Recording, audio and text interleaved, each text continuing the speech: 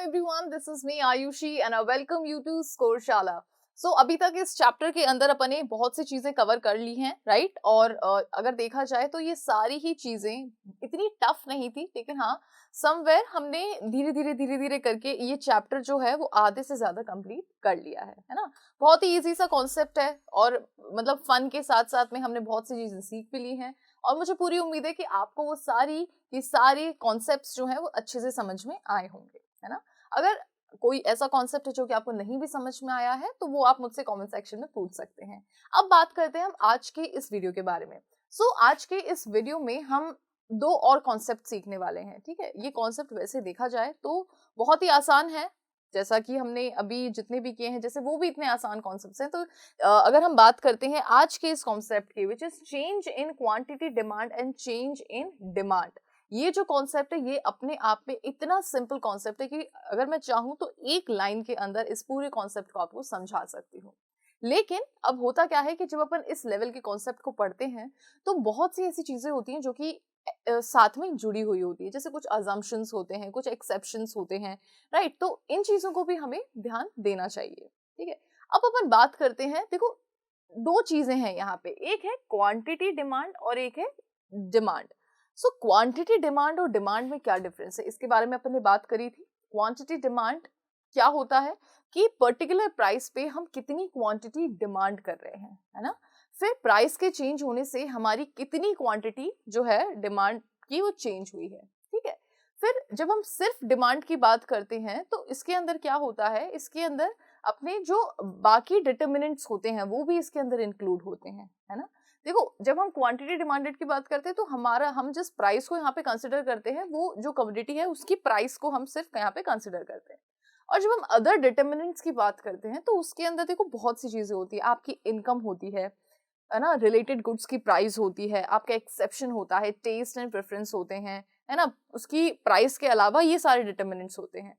Quantity demanded की जब हम बात करते हैं तो ये चीज आपको, ये डिफरेंस आपको बिल्कुल हमेशा याद रखना है कि जब क्वांटिटी डिमांडेड की हम बात करते हैं तो उसके अंदर जिस प्राइस को हम कंसिडर कर रहे हैं वो खुद उस कमोडिटी की जो प्राइस है उसे हम कंसिडर कर रहे हैं, ग्रेट। फिर बाद में जब हम सिर्फ डिमांड की बात करते हैं तो डिमांड के अंदर इस पर्टिकुलर कमोडिटी की प्राइस के साथ साथ में और भी जो डिटर्मिनेंट्स है वो सारे इसके अंदर इंक्लूड होते हैं, ठीक है?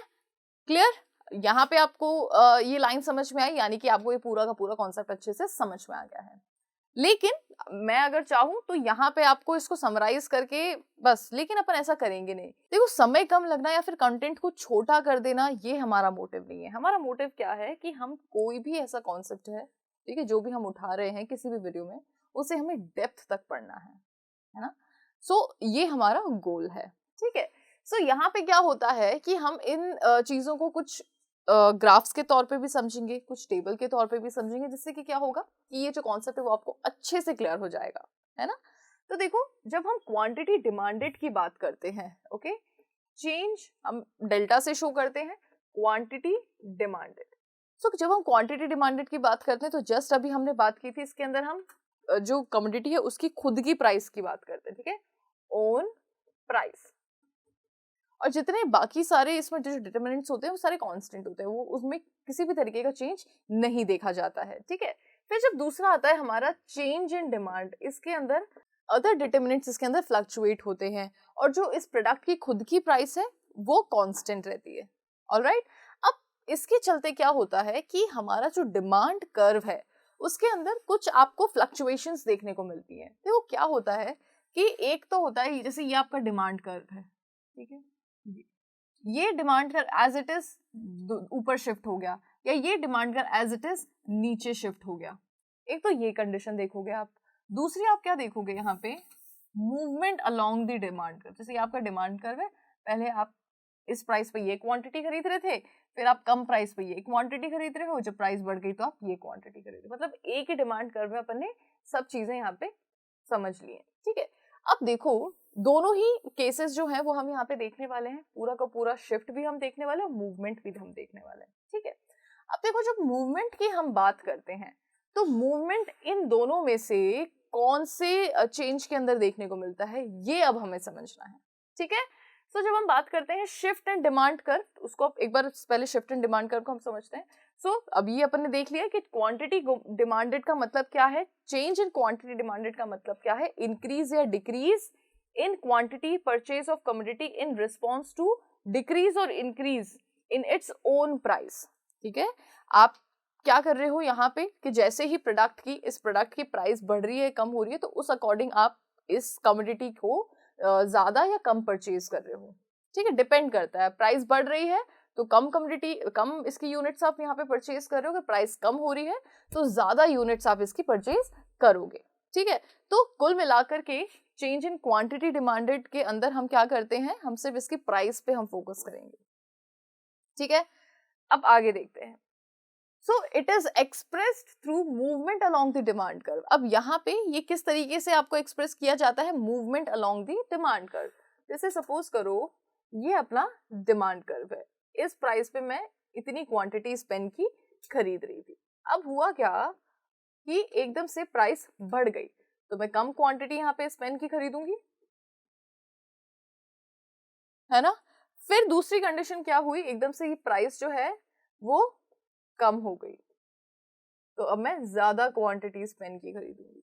तो हमने क्या कर दिया, सिर्फ हम प्राइस पे बेस्ड है ना, हम ज्यादा से ज्यादा इसके अंदर किस पे रिलाई कर रहे हैं, प्राइस पे रिलाई कर रहे हैं। प्राइस बढ़ रही है तो कम क्वांटिटी खरीद रहे हैं, प्राइस घट रही है तो ज्यादा क्वांटिटी खरीद रहे हैं। सो इन अ वे हम कह सकते हैं कि हम यहाँ पे एक ही डिमांड कर्व के अंदर मूवमेंट कर रहे हैं। ठीक है, नाउ फिर हम बात करते हैं चेंज इन डिमांड की। जब हम चेंज इन डिमांड की बात करते हैं तो इसके अंदर क्या होता है, it refers to increase or decrease in quantity demanded of a commodity in response to change in another determinants of demand। ठीक है, प्राइस को छोड़ के, ठीक है, इस केस में क्या हो रहा है कि प्राइस को छोड़ के आपकी, जैसे सपोज करो ये आपका डिमांड कर्व है, अब क्या हुआ कि आपकी इनकम बढ़ गई, तो इनकम बढ़ गई तो अब क्या होगा कि आपका पूरा का पूरा जो डिमांड कर्व है वो अपवर्ड शिफ्ट हो जाएगा। ठीक है, या फिर आप जो रिलेटिव गुड्स हैं उनके अंदर, उनकी प्राइसेस के अंदर चेंजेस देखने को मिले, तब हमारा डिमांड कर्व शिफ्ट हो जाएगा। या फिर आपकी एक्सपेक्टेशंस चेंज हो गई, टेस्ट एंड प्रेफरेंस आपकी चेंज हो गई, तब हमारा डिमांड कर्व शिफ्ट हो जाएगा। अब दूसरी यहाँ पे ये चीज देखने को मिलती है कि अगर आपकी इनकम कम हो गई, अब इनकम क्या है, आपकी जो इनकम है वो अदर डिटरमिनेंट का ही पार्ट है, अगर आपकी इनकम कम हो गई तो आपका जो डिमांड कर्व है वो डाउनवर्ड शिफ्ट हो जाता है। ठीक है, सो यहाँ पे क्या हो रहा है, शिफ्ट यहाँ पे अपन देख रहे हैं। Clear, now it is express through shift in demand curve, forward shift और बैकवर्ड शिफ्ट। ठीक है, फॉरवर्ड शिफ्ट या बैकवर्ड शिफ्ट के थ्रू हम इसको समझते हैं। अब अपन एक एक करके इनको समझते हैं। Movement along the demand curve और change in the quantity demanded. Movement अपन समझ चुके हैं, ऐसा ही है movement. Increase in quantity demanded, जब आपकी प्राइस कम हुई तो आपने क्या किया, जब इस पर्टिकुलर गुड की प्राइस कम हुई तो आपने क्या किया, इसकी क्वांटिटी डिमांडेड को बढ़ा दिया, है ना। तो इसको अपन किस नाम से जानते हैं, एक्सटेंशन ऑफ डिमांड कर्व। भाई पहले हमारा क्या था कि ये हमारी क्वांटिटी थी, प्राइस ये थी और ये क्वांटिटी थी, प्राइस हमारी कम हो गई, क्वांटिटी हमारी बढ़ गई, यानी कि हम एक्सटेंड कर रहे हैं, है ना, हम बढ़ा रहे हैं, तो ये हो गया एक्सटेंशन। फिर इससे अगर हम कम करेंगे तो हम क्या कर रहे हैं, हम कॉन्ट्रैक्ट कर रहे हैं, यानी कि कॉन्ट्रैक्शन, यानी कि कम हो रहा है। तो जब प्राइस बढ़ जाएगी तो यहाँ पे कॉन्ट्रैक्शन देखने को मिलेगा, जब प्राइस कम हो जाएगी तो वहां पे एक्सपेंशन देखने को मिलेगा। ठीक है, so extension of demand and decrease in quantity demanded due to rise in its own prices, contraction in demand. ठीक है, सो जब अपन movement along the demand curve की बात करते हैं तो इसके अंदर एक्सटेंशन एंड कॉन्ट्रैक्शन की अपन यहाँ पे बात करते हैं। Clear, alright. Now second is shift in demand curve और चेंज इन डिमांड। अब यहाँ पे पूरा का पूरा जो डिमांड कर्व है आपका वो शिफ्ट हो रहा है। ठीक है, सो देखो पहले आपका डिमांड कर्व क्या था कि डी, है ना, ये आपका सप्लाई कर्व है, ये आपका डिमांड कर्व है, ये आपका इक्विलिब्रियम है। अब यहाँ पे आपकी इनकम कम हुई या जो भी अदर आपके डिटरमिनेंट्स हैं उस रीजन की वजह से क्या हुआ है कि आपका demand curve as it is downward आ चुका है। ठीक है, सो देखो change in factors other than own price of the commodity, इस पर्टिकुलर कमोडिटी की प्राइस को छोड़ करके जितने भी दूसरे तीसरे डिटरमिनेंट्स हैं उसके अंदर जब चेंज देखने को मिलता है, such as change in income, fashion etcetera, पूरे डिटरमिनेंट्स कौन कौन से हैं ये अपन को पता है। So when due to change in these other factors, जब इन दूसरे फैक्टर्स के अंदर जब चेंज होता है, जो हमारी डिमांड क्या होती है वो गिर जाती है, कम हो जाती है। और इसको अपन डिक्रीज इन डिमांड के नाम से जानते हैं। ठीक है, जब डिमांड कम हो जाती है तो इसको अपन डिक्रीज इन डिमांड के नाम से जानते हैं। जब डिमांड बढ़ जाती है तो इसको अपन इंक्रीज इन डिमांड के नाम से जानते हैं। यानी कि ये तो हो गया है डिक्रीज इन डिमांड, अगर ये यहां होता तो ये होता इंक्रीज इन डिमांड, राइट। ठीक है, सो एक्सटेंशन अपन समझ चुके हैं। एक्सटेंशन कौन सा है, एक्सटेंशन का ग्राफ देख लो यहाँ पे। एक्सटेंशन यानी कि प्राइस आपकी कम हुई है, क्वांटिटी डिमांडेड आपकी ज्यादा हो गई है। ठीक है, ये आपकी प्राइस पहले क्या थी, 5 रुपए। 5 रुपए जब प्राइस थी तो आप 1 यूनिट खरीद रहे हो, फिर क्या हुआ है कि प्राइस 5 से जस्ट 1 रुपए हो गई, तो अब यहाँ पे आप क्या करोगे, ज्यादा क्वांटिटी खरीदोगे। ठीक है, सो ये आपकी पहले क्वांटिटी थी। ठीक है, उसके बाद में आप क्वांटिटी आपकी पहले ये थी, फिर प्राइस के कम होती आपकी क्वांटिटी ये हो गई, यानी कि आपकी क्वांटिटी इतनी ज्यादा एक्सटेंड हो गई है। ठीक है, so this is known as extension of demand. Fall in price of the commodity, जब कमोडिटी की प्राइस गिरती है तो क्या होता है, क्वांटिटी डिमांडेड यहाँ पे बढ़ती है। और ये किस पे बेस्ड है, इनवर्स रिलेशनशिप पे ये बेस्ड है। Second is contraction of demand. अब कॉन्ट्रैक्शन ऑफ डिमांड कैसे होता है कि जैसे पहले 1 रुपए की चीज थी, अब 5 यूनिट्स खरीद रहे हो, अब वो 5 रुपए की चीज हो गई, तो अब आप क्या करोगे, 1 यूनिट खरीदोगे। यानी कि पहले से प्राइस अब क्या हो गई है, पहले से प्राइस अब बढ़ गई है। तो जैसे ही पहले से प्राइस अब बढ़ गई है तो आपकी जो क्वांटिटी है वो बिल्कुल कम हो जाएगी। ठीक है, और यहाँ पे कॉन्ट्रैक्शन देखने को मिलेगा। सो पहले आप क्या कर रहे थे, 1 रुपए जब प्राइस थी तो आप 5 यूनिट खरीद रहे थे। ठीक है, अब क्या हुआ कि प्राइस सीधे 5 रुपए हो गई, तो आप इसकी आप 1 यूनिट खरीद रहे हो, यानी कि आप इस तरफ आ रहे हो, तो ये कॉन्ट्रैक्शन कहलाता है। Clear, contraction and extension. और ये किस में देखा जाता है, movement along the demand curve में ये देखा जाता है, right. Okay, now third is increase in demand. So when more of a commodity is purchase at the existing price, एक पर्टिकुलर प्राइस पे से 10 रुपीज और 20 रुपीज अगर आप ज्यादा क्वांटिटी खरीद रहे हो तो इसका मतलब क्या है, वो इंक्रीज इन डिमांड की सिचुएशन है। So, in other words, increase in demand occurs when quantity demanded of a commodity increases. Increase in demand कब बढ़ती है, जब जो quantity demanded है वो बढ़ जाती है। क्यों? Because of other factors, जो दूसरे आपके determinants हैं उनकी वजह से, है ना, other than the own price of a commodity. अब यहाँ पे जैसे प्राइस हमने क्योंकि सेम मानी है, अब यहाँ पे आपकी इनकम बढ़ गई या इनकम कम हो गई, तो यहाँ पे क्या हो जाएगा, सपोज करो आपकी इनकम बढ़ गई तो प्राइस उसकी एक सिमिलर है, लेकिन आपकी इनकम बढ़ गई तो अब आप ज्यादा कमोडिटी कंज्यूम करोगे। सो अब आप 20 से 30 यूनिट्स यहाँ पे कंज्यूम करोगे। ठीक है,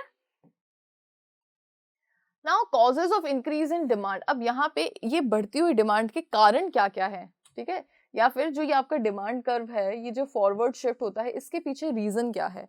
सो रीजन हम समझते हैं। तो सबसे पहला रीजन, क्योंकि हम यहाँ पे अदर डिटर्मिनेंट्स को अज्यूम करके चल रहे हैं, तो आपकी इनकम बढ़ गई, सबसे पहली चीज। और दूसरी चीज ये कि जो सब्सटीट्यूट गुड्स हैं उसकी प्राइस बढ़ गई। ठीक है, तीसरी चीज ये कि कॉम्प्लीमेंट्री गुड्स जो हैं उनकी प्राइस फॉल हो गई। अब देखो, सब्सटीट्यूट गुड्स की प्राइस बढ़ने का क्या मतलब है कि मान लो कि चाय की प्राइसेस बढ़ गई तो लोग कॉफी पे ज्यादा स्विच कर जाएंगे, तो कॉफी का डिमांड कर राइटवर्ड शिफ्ट हो जाएगा। पहले आपकी इनकम थी 10, अब आपकी इनकम हो गई 20। तो पहले जब आप 5 रुपए मतलब 5 यूनिट्स जब आप कंज्यूम कर रहे थे 10 रुपीज की इनकम में, तो अब आप 20 रुपीज की इनकम में अपनी यूनिट्स भी बढ़ा दोगे। ठीक है, ये सब्सटीट्यूट वाला मैं आपको दे ही चुकी हूँ। और कॉम्प्लीमेंट्री है ना, जब कॉम्प्लीमेंट्री गुड्स की जब प्राइस फॉल हो जाती है, यानी कि अगर गाड़ियों की प्राइसेस फॉल हो गई तो पेट्रोल की डिमांड बढ़ जाएगी, है ना। फिर आता है जो आपका टेस्ट एंड प्रेफरेंस है, उसमें जब कंज्यूमर के टेस्ट एंड प्रेफरेंस में चेंज होता है, यानी कि जो उसका मतलब फेवर में हो जाता है, तो जैसे ही टेस्ट एंड प्रेफरेंस फेवर में होता है तो राइटवर्ड शिफ्ट होता है। ठीक है, अब ये किस वजह से होता है, फैशन वैशन में कोई चेंज या ट्रेंड में कोई चेंज, उस वजह से होता है। ठीक है, फिर last is when availability of the commodity is expected to reduce in the economy. जब क्या होता है, अवेलेबिलिटी यानी कि एक्सपेक्टेशन से, हम यहाँ पे हमारा जो मतलब है यहाँ पे एक्सपेक्टेशन से है कि अवेलेबिलिटी जो है ना, फ्यूचर की जो अवेलेबिलिटी है कमोडिटी की वो रिड्यूस हो गई। ठीक है, तो अब आप क्या करोगे, आप इस पॉइंट पे आप ज्यादा डिमांड करने लग जाओगे, और जिसकी वजह से जो डिमांड है वो बढ़ जाएगी। Clear. So decrease in demand कब यहाँ पे अगर होती है, जब जो कमोडिटी है उसकी डिमांड कम हो जाती है पर यहाँ पे फर्क किसका होता है, जो अदर डिटर्मिनेंट्स होते हैं उनकी वजह से यहाँ पे जो डिमांड है वो कम हो जाती है। अदर डिटर्मिनेंट्स जैसे कि सपोज करो कि आपकी इनकम कम हो गई, ठीक है, तो आपकी इनकम कम हो गई, प्राइस यहाँ पे कांस्टेंट है, उस कमोडिटी की जो प्राइस है वो कांस्टेंट है, लेकिन जो अदर डिटर्मिनेंट्स है, जैसे हमने यहाँ पे अज्यूम करें कि अपनी इनकम कम हो गई, तो इनकम कम होते ही हमारी जो क्वांटिटी डिमांडेड है वो यहाँ पे कम हो जाएगी, ठीक है। सो देखो प्राइस यहाँ पे कांस्टेंट है, ये हमारी पहली डिमांड थी, ठीक है। इस प्राइस पे पहले हम कितना डिमांड करते 30 यूनिट्स को, अब यहाँ पे इस प्राइस पे हम जैसे ही हमारी इनकम कम हुई तो हम कितना डिमांड कर रहे हैं 20, ठीक है। सो ऐसा ही ग्राफ आपका इंक्रीज इन डिमांड में भी था यहाँ पे। सो इसमें क्या था कि जैसे आपकी इनकम बढ़ गई तो आप पहले 20 डिमांड कर रहे थे, अब आप 30 डिमांड करने लगे, लेकिन यहाँ पे आप एक चीज देख रहे होंगे कि प्राइस जो है वो आपके कांस्टेंट है, ठीक है, ओके। सो यहाँ पे इसके कारण क्या है, अब कॉजेस क्या है डिक्रीज इन डिमांड के, या फिर जो डिमांड कर्व है आपका वो बैकवर्ड जो शिफ्ट हुआ है, इसके पीछे कारण क्या है। तो यहाँ पे कंज्यूमर की इनकम में गिरावट, जो सब्स्टिट्यूट गुड्स हैं उनकी प्राइसेस में गिरावट, कॉम्प्लीमेंट्री जो गुड्स हैं उनकी प्राइसेस में इंक्रीज, ठीक है। टेस्ट और प्रेफरेंस जो है कंज्यूमर का वो उस जो भी कम्युनिटी उसके अगेंस्ट में होने से क्या होगा कि उसकी डिमांड कम हो जाएगी और एक्सपेक्टेशंस जो हैं वो भी कम हो जाएंगी। अगर तो जो जैसे अगर फ्यूचर के लिए कोई एक्सपेक्टेशन है ही नहीं कि इस पेन की जो रेट है वो बढ़ने वाली है, ऐसा कुछ भी नहीं है, तो इसकी डिमांड अभी फिलहाल मैं क्रिएट नहीं करूंगी। So when availability of the community is expected to rise in the near future, और मुझे ऐसा लग रहा है कि हाँ इस पेन की अवेलेबिलिटी है, नियर फ्यूचर में ये पेन अवेलेबल हो जाएगा, तो मैं अभी इस पॉइंट पे इसकी डिमांड नहीं करूंगी। सो कुल मिलाकर के इस पेन की जो डिमांड है वो नहीं बढ़ेगी। क्लियर? सो ये सारे इसके कॉजेज हैं। ऑलराइट, सो ये आपका पूरा का पूरा आज का ये वीडियो था, बहुत ही सिंपल और बहुत ही छोटा ये वीडियो था। आई होप कि आपको सारे ग्राफ, टेबल और जो कॉन्सेप्ट है हमारा वो अच्छे से समझ में आया होगा। अगर कहीं पे भी कोई भी डाउट है तो वो आप मुझसे पूछ सकते हैं। अगर आपको आज का ये वीडियो अच्छा लगा है तो इस वीडियो को लाइक जरूर करें, चैनल को सब्सक्राइब जरूर करें और अपने फ्रेंड्स के साथ में इस वीडियो को शेयर कर सकते हैं, और बेल आइकन को प्रेस करना बिल्कुल ना भूलें। Thank you so much.